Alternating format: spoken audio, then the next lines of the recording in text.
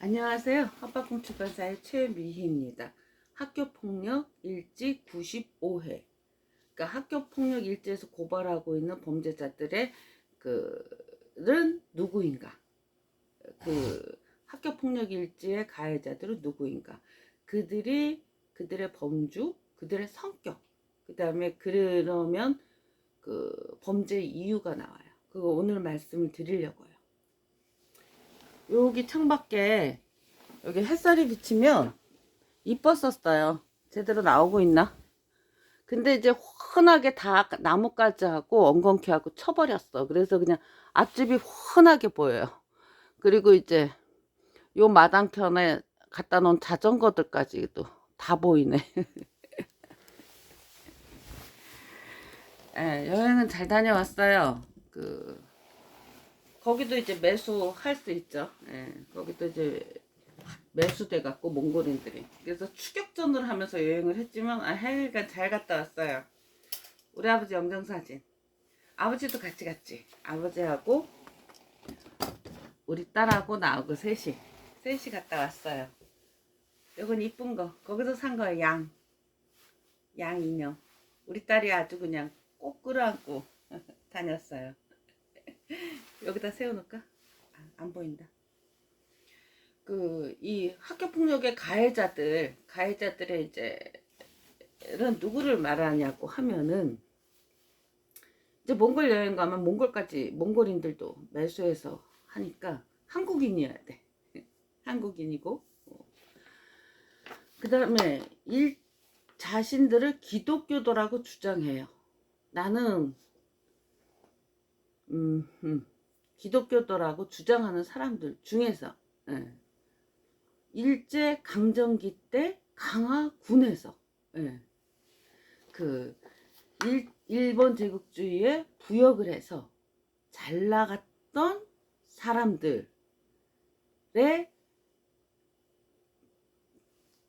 자손, 그 사람들이 이제 아버지거나 조부모이거나 또는 증조부 정도 되겠죠.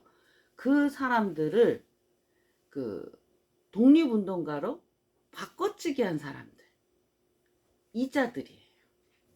그러니까 한국인 중에서 기독교도 중에서 그 다음에 일제강점기 때 일본에 부역한 사람들 중에서 그 자손이 자기의 아버지, 조부, 증조부를 독립운동가로 바꿔치기 한 사람들이에요. 이들이 학교폭력의 가해자들이에요. 그러니까 이제 친일을 했던 자기의 아버지나 조부모 등을 독립운동가로 바꿔치기, 이렇게 탈바꿈시킨 사람들이 전국에 걸쳐 있을 텐데 얼마나 될지 나로서는 이제 정확한 통계를 갖고 있지는 않아요. 그래도 전국에 걸쳐서 꽤 있을 것이다. 이제 이런 추정은 가능해요. 예. 나는 강화도에 근거를 둔 애들만 이제 상대하는 거니까. 그리고 이 친일파는 개인이 아니고, 개인이기도 하지만 교회라는 조직을 가지고 친일을 한 거예요. 그리고 이 교회와 그 교회 있잖아, 사람들을 이렇게 그들의 자손들이 이들을 독립운동가로 바꿔치기 하는 것은 주체도 조직이 교회예요. 지금도 그 해당 교회들이 이들을 독립운동가로 이렇게 탈바꿈시키는 일을 아주 열성적으로 하고 있어요. 그래서 이제 학교폭력에서 자꾸 교회폭력이다고 자꾸 얘기를 하는 이유가 그 주체가 교회예요. 조직. 교회라는 조직 몇 개가 그걸 하고 있어요. 그래서 내가 강화가 고향이에요. 돌아오니까 얘네들이 자기들 사업에 방해를 받을까봐 지레 겁을 먹고 이제 8살짜리를 향해서 달겨든 거죠. 이게 학교폭력의 시작이고 현재 8년째 줄기차게 이렇게 전개되고 있는 범죄예요. 진행형이에요 지금. 두 번째, 얘네들 이 해당 교회, 이 교회들은 반국가적 성격을 갖고 있어요. 얘들이. 그러니까 어떤 거냐면, 그래서 정상적인 교회는 다를 것 같아.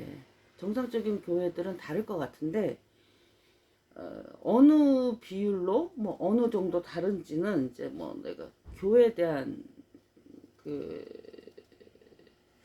그래서 이렇지 않은 교회들이 분명히 있을 것이다. 뭐, 이런 기대는 있어요. 그러니까 이들의 움직임을 호사카 유지 교수는 신친일파라고 이제 이름을 붙였더라고요. 그런데 과거에 천황폐하 만세, 천황한테 열광한 거죠. 덴노 헤이카 반자이. 예, 이거를 외쳐서 잘 나갔던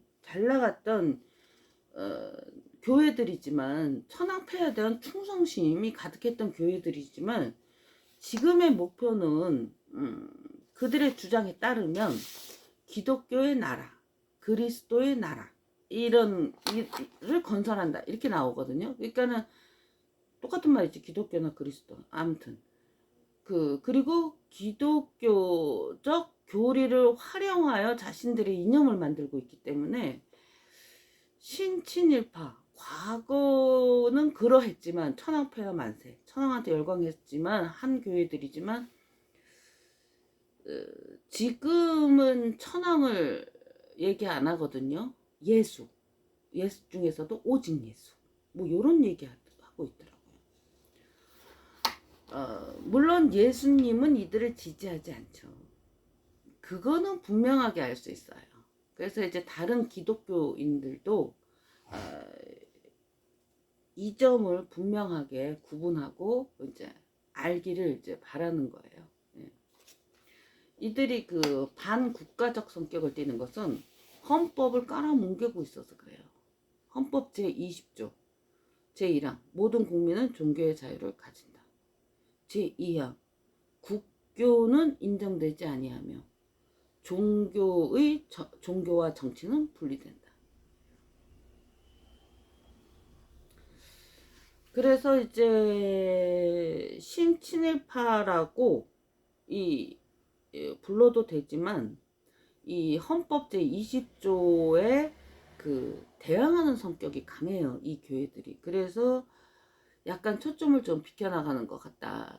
뭐 천황폐하 만세를 안 하고 있거든요. 과거에 했다는 거지. 그래서 이제 뉴스에 보니까 뉴라이트라고 하면 어떻겠냐 그랬는데, 뉴스에 보니까 뭐 너 뉴라이트지, 그러니까 나 아니야, 뭐 이런 거 동영상에서 좀 봤어요. 그리고 이제 뉴라이트를 보수랑 섞어치기 해서 사용하잖아요. 근데 보수가 아니거든요. 보수가 아니란 말이야. 그래서 뉴라이트라고 그러면은 뭐 보수도 같이 막 이렇게 비판하는 것처럼 들려서, 나는 요 용어는 이제 쓸 수 없다고 생각해요. 그럼 얘들을 어떻게 명칭을 붙일 것이냐? 얘네들은 강화군에서 이제 세력을 형성했어요. 세력을 형성해서 어떤 일정 부분만큼 어떤 성공을 거두고 있는 상태거든요. 그래서 대놓고 우리나라 법, 여기는, 그러니까 강화군은 여기는 우리나라 법 없다, 여기는 여기 법이 있다 라고 하수인 입을 통해서 나한테 전달을 하고는 이제 그걸 실행하고 있는 거예요. 그들의 욕망이기도 하고. 예.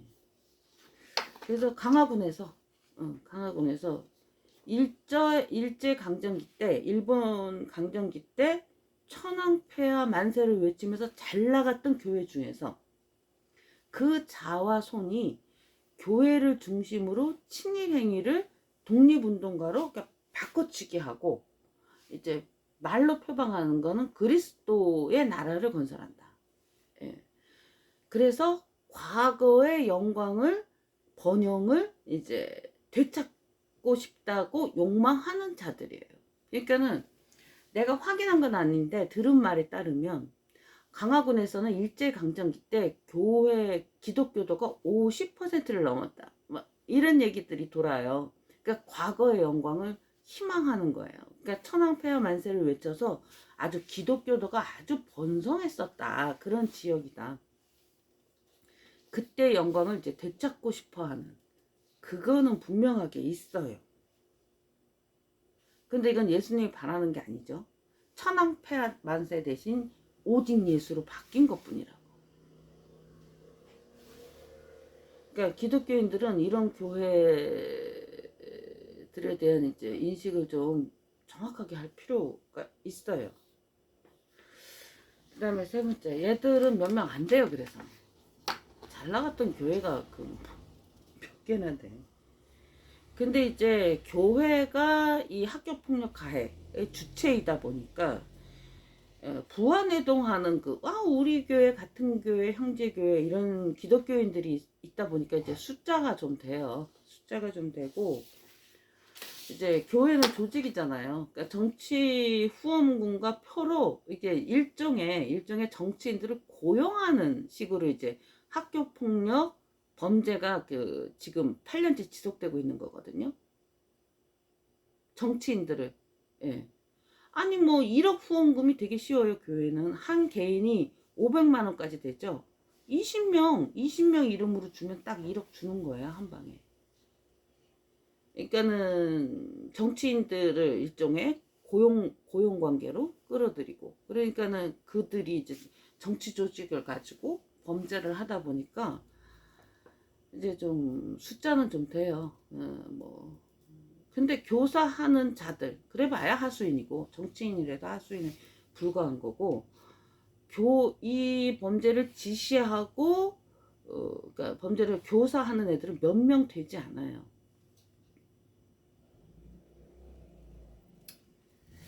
그래서 하수인들은 좀 빠져라. 근데 괜한 말이야. 학폭일제는 말을 했는지 안 했는지 모르겠는데 일제강점기에 너의 아버지, 할아버지, 증조할아버지가 일제 부역도 못하고 친히 독립운동도 못하고 그런 사람들의 자손들은 좀 빠져라. 좀 아유 답답하다, 불쌍하고.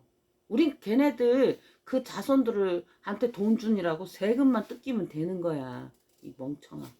그런 애들이 하수인이 돼가지고 날뛴다는 거 조금 불쌍하지 않냐? 근데 모르겠다. 하수인들이 그런 거 상관해요?